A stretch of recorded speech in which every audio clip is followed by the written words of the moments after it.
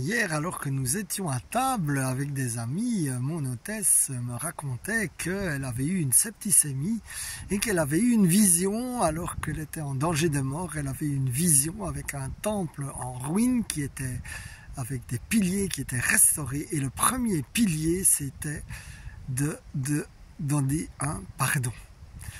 Alors, oui, car cela me rappelle quand mon urologue m'a envoyé chez le psy, la colère, l'amertume, le non-pardon, tout ça, ça fait un peu partie de la même famille.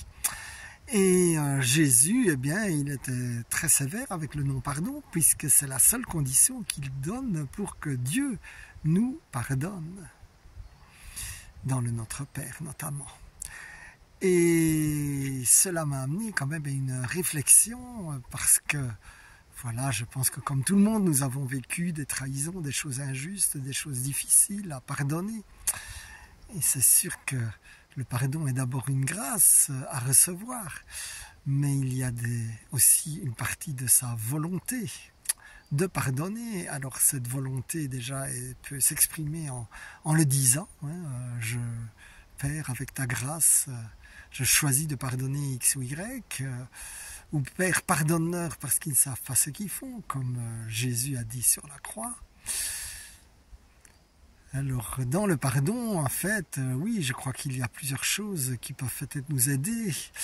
Et donc, par exemple, je connaissais une personne qui me disait toujours les gens blessés sont blessants et dans les mêmes circonstances, avec le même passé, peut-être que tu ferais exactement la même chose, si pas pire. La bonne nouvelle aussi, c'est que nous sommes pardonnés. Jésus ne nous condamne pas et c'est un peu cette même idée quand il dit que le premier qui n'a pas péché jette la première pierre. Nous avons aussi péché comme la personne qui nous a offensés.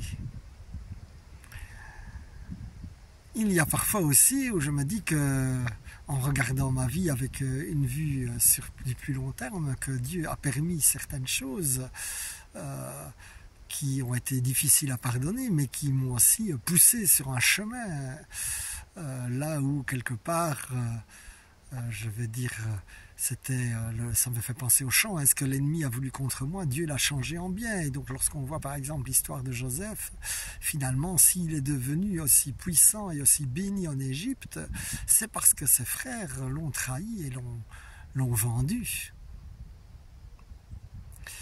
Mais avant tout, je crois que pour pardonner, c'est vraiment de prier pour recevoir le cœur de Dieu, qui lui a un cœur qui pardonne.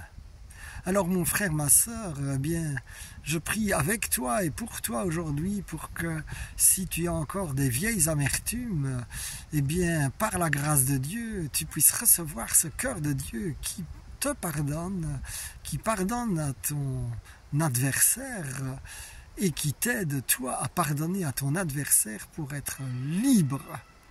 Sois béni.